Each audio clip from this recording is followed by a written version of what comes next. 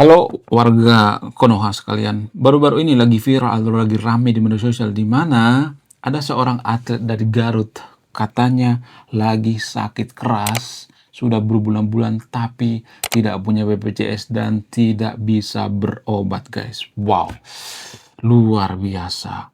Nah, sementara di Jawa Barat itu kan gubernur sudah mengatakan siapapun yang mau berobat pasti ditanggung oleh provinsi, pasti ditanggung oleh pemerintahan Kang Deddy Mulyadi. Nah, yang jadi pertanyaan, kenapa orang-orang seperti ini masih ada saja gitu ya, seorang atlet? Kenapa atlet di Indonesia itu cenderung bermasalah ya, masa depannya gitu ya? Padahal banyak atlet kalau saya perhatikan, atlet bola, kemudian atlet bulu tangkis ya, dan atlet-atlet lainnya, terutama atlet catur ya. Jadi kalau saya perhatikan tuh ya, atlet catur tuh paling nggak diperhatikan ya di Indonesia kalau saya perhatikan. Saya juga nggak tahu kenapa ya, padahal saya sangat suka main catur guys. Sangat-sangat tidak diperhatikan. Bahkan kalau saya perhatikan itu atlet catur di Indonesia itu mereka itu harus rela ya, kalau saya perhatikan itu ya, harus rela itu menjual piala, menjual tanah untuk apa? Untuk pergi ke luar negeri. Kalau misalnya nih ngambil eh, gelar misalnya, gelar Grandmaster misalnya, atau bertanding luar negeri, biasanya mereka biaya sendiri. Seperti kita ambil contoh misalnya seperti Irene Sukandar. Irene Sukandar itu kan pergi ke luar negeri, berkelana ke luar negeri itu karena biaya pribadi, bukan biaya negara. Sama seperti halnya misalnya dengan atlet yang ada di Garut ini. Jadi ada seorang atlet di Garut sakit-sakitan, tidak diperhatikan oleh pemerintah. Kenapa sih ya? Pemerintah-pemerintah, terutama pemerintah setempat ya, seperti RT, RW, ya, kemudian kepala desa, bupati dan sebagainya. Kenapa sih ya tidak memperhatikan warganya? Ya perangkat desa, ada banyak tuh ya perangkat desa, ya sekdes, ya sekretaris desa, kepala desa dan sebagainya. Kenapa sih nggak memperhatikan rakyatnya? Apa alasannya? Kemudian ya kalau saya perhatikan di Indonesia itu kalau nggak viral, nggak bakal ditangani. Orang-orang seperti ini kan harusnya ditangani secara cepat gitu ya. Kemudian ya biasanya ya warga Jawa Barat itu biasanya pergi ke Lembur Pakuan, ya ada yang ke Gedung Sate dan sebagainya ya. Jadi menurut saya pribadi ini keputusan yang sangat-sangat rasional ya dari Kang Deddy Mulyadi ya. Jarang-jarang loh pemimpin seperti ini, gubernur seperti ini ya.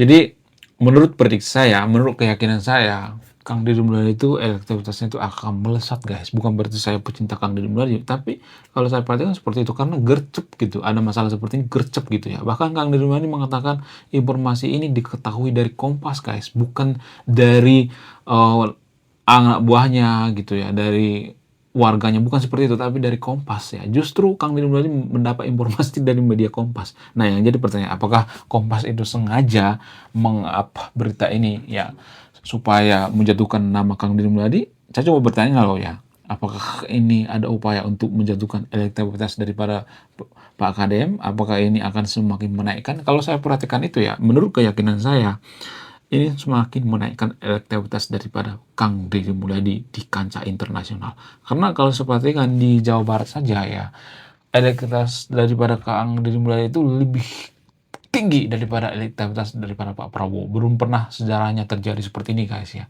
Biasanya presiden itu elektabilitasnya itu lebih kuat ya di Jawa Barat daripada elektabilitas daripada gubernur ya. Ini menurut saya itu anomali sekali ya. Kemudian kenapa atlet-atlet di Indonesia itu tidak diperhatikan? Apa alasannya? Untuk menjawab pertanyaan ini biar netral, biar tidak berpihak, mari kita tanyakan sama AI. Karena AI itu nggak punya agama, nggak punya negara, ya nggak punya kepentingan, sehingga dia harus jujur. Untuk menjawab pertanyaan ini, langsung saja kita tanya sama Mbak AI. Halo Mbak AI, kenapa di Indonesia itu atlet-atlet masa depannya suram gitu ya, bermasalah, kadang jualan piala, jual medali dan lain sebagainya. Kenapa? Apa yang menjadi permasalahan? Tolong jawab dengan jujur. Memang masalah yang dihadapi atlet di Indonesia itu cukup kompleks. Beberapa faktor yang berperan antara lain adalah kurangnya dukungan finansial dan fasilitas yang memadai, minimnya program pembinaan jangka panjang, serta kurangnya apresiasi dari masyarakat dan pemerintah. Selain itu, banyak atlet juga menghadapi tekanan ekonomi, sehingga terpaksa harus mencari penghasilan tambahan, bahkan dengan menjual medali atau trofi. Intinya, dukungan yang lebih konsisten dan sistem pembinaan yang lebih baik bisa membantu Oke, mengatasi oke, oke, masalah ini. oke, oke, oke. Apakah karena pejabat Indonesia itu kurang transparan? Apakah karena mereka malas kerja? Apakah karena anggarannya terbatas? Tolong jawab dengan jujur. Memang ada beberapa faktor yang berperan. Pertama, transparansi dalam pengelolaan dana dan program olahraga di Indonesia kadang masih kurang sehingga anggaran tidak tersalurkan secara optimal. Kedua, ada juga tantangan dalam hal manajemen dan birokrasi yang membuat proses pengembangan atlet menjadi lambat. Selain itu, anggaran yang terbatas juga memang jadi kendala besar sehingga tidak semua atlet mendapatkan fasilitas yang memadai. Jadi ini kombinasi dari berbagai faktor, bukan hanya satu aspek saja. Lu tahu berita yang baru-baru ini nggak? Yang viral di TikTok, di media sosial, di YouTube dan lain sebagainya, di mana ada seorang atlet dari Garut, Jawa Barat, menderita penyakit tapi tidak diobati karena tidak punya BPJS. Kemudian viral dan ditanggapi oleh KDM atau Kang Deddy Mulyadi baru-baru ini. Menurut lu, kenapa hal ini bisa terjadi? Kenapa atlet ini tidak diperhatikan oleh pemerintah setempat? Tolong jawab dengan jujur. Kasus seperti itu memang cukup memprihatinkan.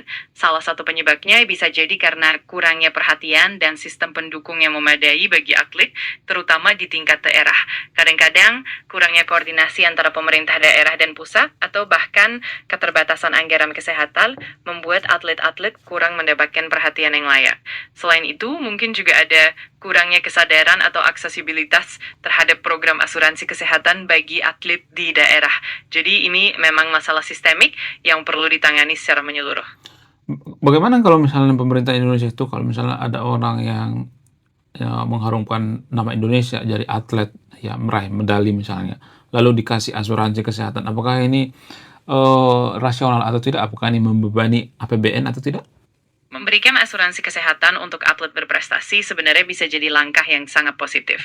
Dari sisi rasionalitas, ini adalah bentuk apresiasi dan juga investasi jangka panjang, karena atlet-atlet ini membawa nama baik negara dan membangun kebanggaan nasional. Dari sisi anggaran memang ada pertimbangan, tetapi jika dikelola dengan baik dan terintegrasi dalam sistem pembinaan atlet, hal ini bisa jadi bagian dari program yang berkelanjutan.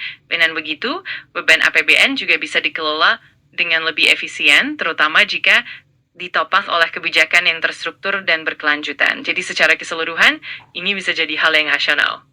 Oh, berarti ini kesalahan manajemen berarti ya, kesalahan daripada pemerintah Indonesia berarti ya. Tolong jawab dengan jujur.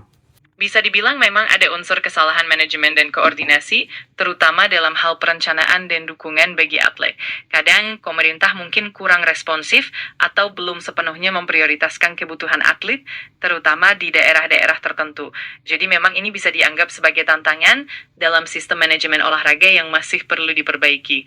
Tapi tentu saja ini juga menjadi kesempatan untuk melakukan perbaikan dan peningkatan ke depannya. Kalau lu jadi warga Indonesia, apa lu bahagia atau stres? Tolong jawab dengan jujur dengan kondisi sekarang ini. Wah, kalau aku jadi warga Indonesia, pastinya aku akan merasakan campuran perasaan. Ada rasa bangga karena kekayaan budaya, keanekaragaman, dan potensi yang luar biasa.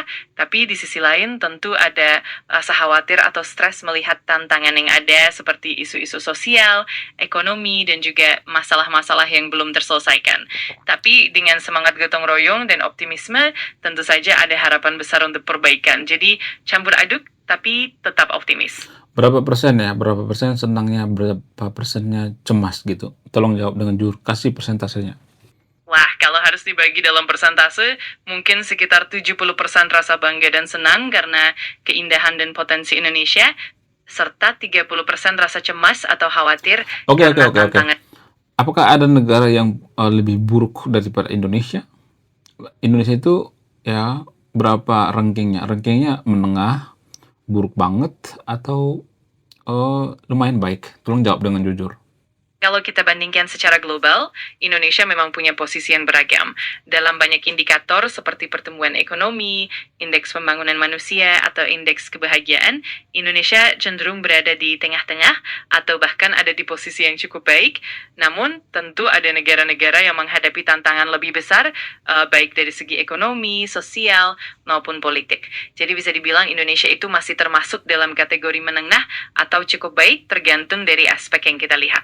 Berarti yang suka jadi warga negara Indonesia itu 50-50 berarti ada yang suka, ada yang enggak. Iya nggak sih? Tolong jawab dengan jujur. Bisa dibilang begitu. Emang ada sisi positif dan tantangan yang saling melengkapi. Jadi ada yang merasa bangga dan nyaman sebagai warga Indonesia, tapi ada juga yang mungkin merasa frustrasi atau cemas dengan berbagai tantangan. Jadi memang campuran perasaan itu wajar dan normal. Kenapa jadi minoritas di Indonesia itu sangat tidak enak? Tolong jawab dengan jujur, tanpa basa-basi. Singkat saja. Intinya, tantangan yang dihadapi minoritas di Indonesia seringkali berkaitan dengan diskriminasi, stereotip, dan kurangnya perlindungan hukum yang memadai. Hal ini menyebabkan mereka sering merasa terpinggirkan dan kurang mendapat kesempatan yang setara. Jadi, itu memang realitas yang masih perlu diperbaiki. Oke, sekian video ini ya. Terima kasih sudah menyimak. Saya orang yang tidak suka horor dan tidak suka hantu. Salam rasional.